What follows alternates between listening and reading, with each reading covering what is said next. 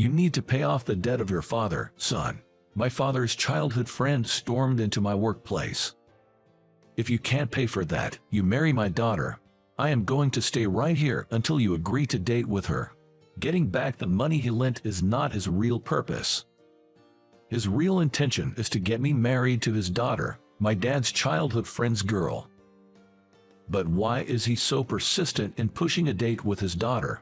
I was getting more curious about the hidden reason behind his action. My name is Aiden Bradford.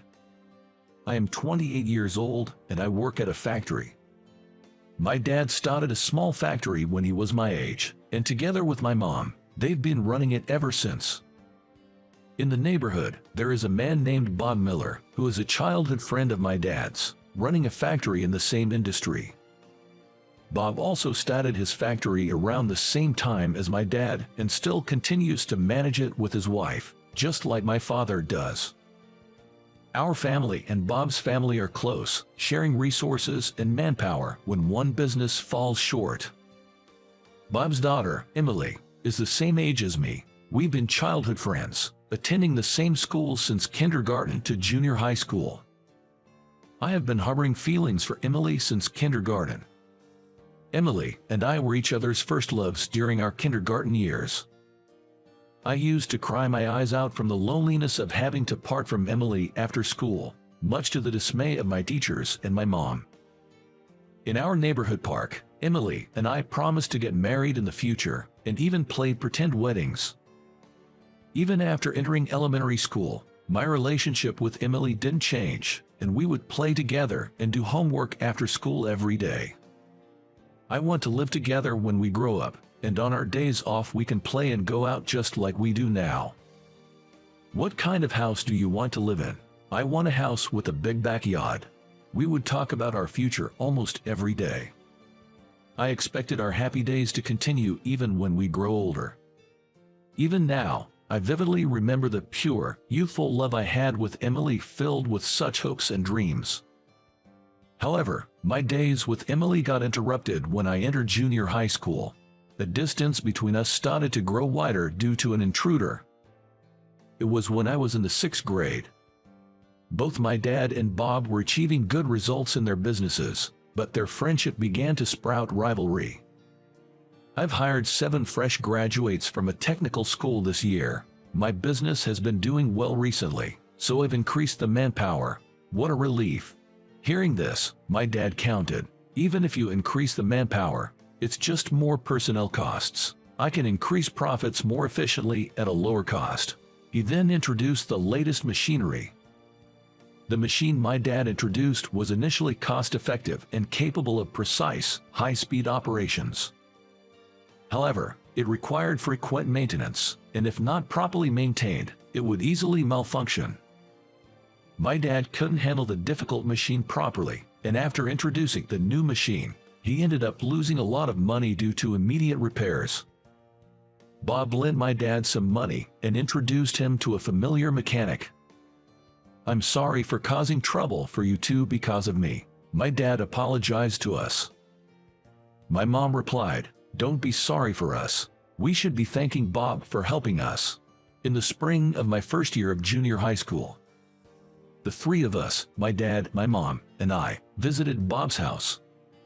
If Bob hadn't helped me, I would have had to close the factory. I can't thank you enough. It may take some time, but I promise to repay the money. Following my dad, my mom and I also bowed our heads to Bob. Then Bob laughed. "We're childhood friends, aren't we? It makes me feel uncomfortable when you're so formal and thanking me like that." However, my father responded firmly, "No, even if we're childhood friends, I cannot be discourteous." Seeing my dad like that, Bob looked as if he was pondering something and then said, "I'm not good with formal manners, but if that's going to make you worry, then how about you listen to one thing I say?" My dad responded eagerly, "Sure, I'll listen to anything." Without looking at my dad, Bob looked at me and said, "If you marry my daughter, you don't have to repay your father's debt," and he smiled slightly. My dad, mom, and I were all astonished, but my dad said, "Marriage is something the 2 individuals should decide. Can't you suggest something that's within my power?" My mom also added, Even if it takes time, we will definitely repay the money. Please let them decide who they marry on their own." However, Bob responded, "No, I'm satisfied if you just take my daughter as your wife. I won't ask anything else." He then forced us out of the house. It's true that we promised to get married when we were in kindergarten, and we talked about our future marriage in elementary school. But now that I'm in junior high school, I think differently. Marriage requires the consent of both parties. This forceful demand for an arranged marriage completely disregards the feelings of those involved. Even when we got home, both of my dad and mom were left speechless. Days later, Emily's mom, Harper, said to me, "My husband did what? It's probably just a joke. You don't need to worry about it, Aiden." That's what she told me. But on the Monday of the following week, my classmates were buzzing when I got to school. "Hey, you guys are engaged." My classmate, Logan, brought it up and the whole class got excited. On the whiteboard was a congratulatory message. "Congrats on your engagement," with me and Emily's names and our caricatures drawn out. I turned pale and lost my words. In place of my voicelessness, our teacher, who just entered the classroom, yelled out loud, "You guys, stop spreading nonsense, even going as far as to doodle on the whiteboard. This will delay lesson." The teacher, angrily, quickly erased the whiteboard. Later, I was summoned by the teacher, and he told me a shocking truth. It was about that Emily's dad going around telling everyone in a PTA meeting that we were engaged. Then the teacher said, "You're in junior high school. Don't take the misguided words of an adult seriously. If your classmates say anything, don't hesitate to talk to me," and lightly patted my shoulder. I was shocked that my long-held feelings for Emily were known to my classmates and got teased about it. It seemed like Emily felt the same way. She started ignoring me completely in class. All I did was liking Emily. What did I do wrong? I felt intense anger towards Emily's dad. I couldn't focus on studying, and my test scores plummeted. Even if by coincidence Emily and I arrived at school around the same time, what a lovely couple, starting the day off hot and heavy. Logan and the others would tease us like so. Emily would glare at me and yell, "Don't follow me, stay away." Seeing this, Logan and others would comment, "Marital quarrel. They say fighting makes you closer, right? LOL," and they'd tease us again. I was hurt to be hated by Emily, whom I liked, and I started skipping school. But Dad would yell at me in the morning, "Go to school. Shut up. All this started because you bought that useless machine and got into debt." When I retorted, Dad would just quietly look sad. I didn't like seeing Dad's face like that either, and I started going to school again. But this kind of life continued only during my 7th grade. By the time I got to 8th grade, the rumors about us disappeared. Feeling guilty about talking back to my dad like that, I started to help him at his factory after school. While helping out, I began to immerse myself in the work at the factory. I decided that I wanted to work at Dad's factory after graduating from high school. But as soon as I told Dad about it, he got furious. "Working here as a helper and as a regular employee are not the same." I retorted, "I know that. I just want to contribute as an employee at your factory." But he responded back, "You are so naive to think like that." After the argument, Dad calmed down and said, "It's not that I don't want to hire you. The best way for you to gain professional experiences is to get a job at a different company." I was persuaded by Dad and decided to work at another factory. It's been 10 years since then. I'm now the same age as Dad was when he started the factory. For the past 10 years, I've thought about Emily every day, put my painful feelings into my work. Emily might not have any feelings for me anymore, but I'll become a capable man. Come to get to you, Emily. Until then, please don't choose any other man. With such hopes, I devoted myself to my work. One day, Dad had a heart attack and collapsed. By the time I rushed to the hospital, Dad had passed away. There was no time to mourn, and with the handling of many visitors, the busy funeral came to an end. As soon as I got home after everything was over, I was hit with intense sorrow and regret. I kept opposing Dad and only focused on my work after graduating from high school. I didn't do anything nice to him. As I was crying out these words, Mom said to me with a somewhat complicated expression, "That's not true." "What do you mean it's not true?" When I asked that to Mom, the doorbell rang. When Mom opened the door, there was Bob standing there. Bob said, "My condolences," and then stared at me and said, "With your dad's passing, it means that you, his son, will have to take over the debt repayments." I was taken aback by the sudden turn of events, and I retorted, "This is a lot to handle. Can you just spare us some time to mourn?" to Bob. Bob laughed a bit and said, "No worries, you don't need to pay anything. Just marry my daughter." After saying that, he left with a very satisfied look on his face, saying, "I'm expecting a good response." "What was that all about?" I mumbled, still in shock. My mother, seeing my confusion, explained, "In truth, before your father passed away, Bob would frequently come to the factory, always demanding either debt repayment or a marriage between our children. The stress dealing with him kept building up in your dad." She trailed off, tears streaming down her face. She handed me my father's diary, filled with detailed entries about Bob's visits, the discussions they had, and his worries that he didn't want to burden us with either of the deals.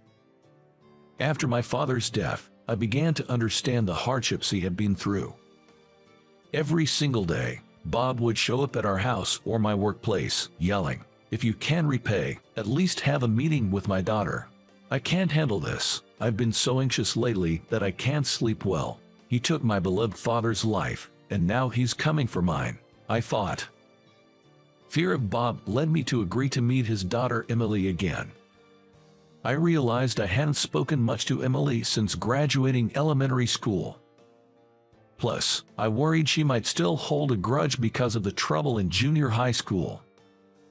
However, I was still in love with Emily. I was looking forward to seeing her. I was also filled with anxiety about the meeting. At the meeting, Emily said, "Hello, good to see you again," in a strangely distant manner. She must dislike me for real. I thought to myself, and I lost my words. As our parents chatted amongst themselves, the meeting continued in silence. "Well then, why don't you two talk things over?" At the words of Harper, the moment my mother and Emily's parents left the room, Emily's face, which had been dispirited until now, suddenly brightened up. "I'm sorry about my dad. He can be quite pushy. There's something I want to discuss with you." "Here's my number," she said, passing me a note with her phone number on it. As I was about to respond, Bob opened the door and walked in. "You two have always been close. There's no need to discuss anything now, so, what are you going to do?" he asked. It had only been a minute since we'd been alone. I felt a great sense of regret for the lost opportunity to talk with Emily. However, I now had Emily's contact information. I told Bob, "We'll decide what to do ourselves and report back to you later," and then I left the room. After the meeting, Emily and I talked on the phone almost every day. "I've always cared about you, Aiden, but in middle school, our classmates made fun of us, so I could only act cold towards you," she confessed. We were torn apart in junior high school because of Bob's meddling. However, our feelings for each other haven't changed. That would be the same no matter how many years, or even decades, passed. "I've always thought of you too, Emily, but I've been worried that you hated me because of what happened back then," I said. "I never hated you. I've thought about you every day," Emily replied, sobbing on the other end of the line. "Same here. You were in my thought and prayers for the last 10 years. I admitted, tears welling up in my own eyes.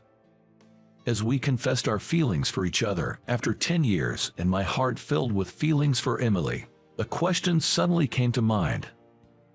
Why has Bob been so forceful about us getting together?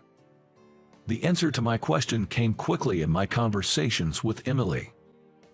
Apparently, Bob had been eyeing my father's factory's state-of-the-art machinery. My father's factory had been in financial trouble and had debts, but it was equipped with all the machines Bob had ever wanted but couldn't afford. My father was a skilled craftsman but was not adept at machines. Bob would look at the unused machinery in my father's factory and would say, "What a waste. If it were me, I'd make full use of them," and had set his eyes on them for a while. His plan was to take me in as Emily's husband, make me work for free, and take over the factory and the machinery. Plus, he was aiming to receive my father's inheritance. All of Bob's scheming was documented in the materials Emily showed me. So, even with a little debt, if you get your hands on that machinery, you could make a profit many times over. I read a part of the materials out loud, stunned. In a voice filled with anger and sorrow, Emily told me, "I believed in him, even though he's pushy sometimes, that he'd try to make things work with you and me for my sake. But since I was in high school, I began to suspect his persistent actions and started doing some research." Stunned and speechless, I listened as Emily continued. "There's evidence of my dad's wrongdoings. I can't forgive him anymore. I'll expose him." Surprised by Emily's words, I asked, "Then will you let me help you?" Emily and I went to a lawyer's office with the documents of the master plan created by Bob. "I knew you were stubborn and twisted, but I didn't think it was this bad. I can't be with you anymore, Bob." Bob, informed about the divorce by his wife, stormed into my office.